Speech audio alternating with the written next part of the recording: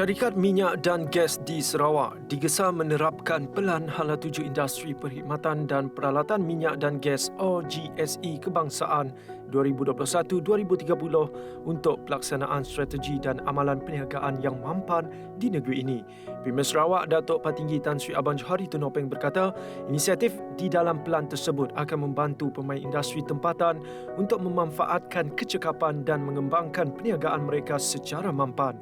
Beliau percaya dengan berpandukan pelan tersebut, syarikat-syarikat minyak dan gas khasnya Sarawak mampu bersaing di luar negara dan merentas sektor, meluaskan aliran industri dan keuntungan.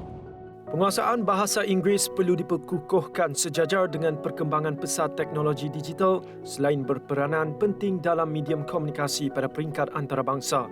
Timbalan Menteri di Jabatan Premier Sarawak Hal Ehwal Komunikasi Penerangan dan UKAS, Datuk Abdullah Saidul berkata, aspek itu wajar diberi perhatian oleh generasi muda untuk membolehkan mereka mencapai kejayaan dalam pelbagai bidang yang diceburi. Walaupun demikian, kata Abdullah, bahasa Malaysia perlu terus diperkasakan sejajar dengan peranannya sebagai bahasa kebangsaan. Bahasa kebangsaan akan terus diperkasa dan dimartabatkan di Sarawak meskipun bahasa Inggeris turut digunapakai di negeri ini.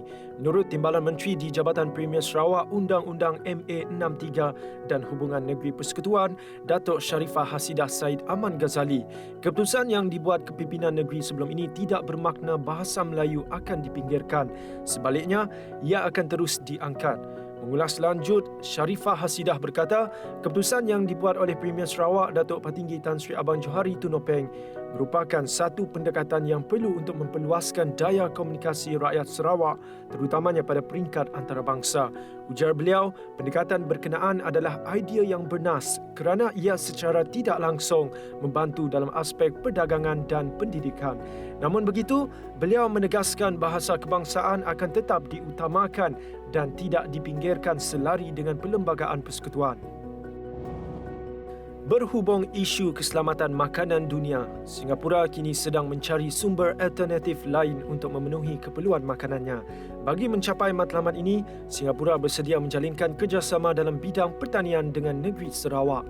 Menteri Pemodenan Pertanian dan Pembangunan Wilayah, Datuk Sri Dr. Stephen Rundi Utom berkata, dalam usaha untuk menjadi negeri pengeksport makanan utama menjelang tahun 2030, Kerajaan Sarawak ingin belajar dari Singapura mengenai langkah terbaik dan berkualiti untuk mencapai status negeri maju.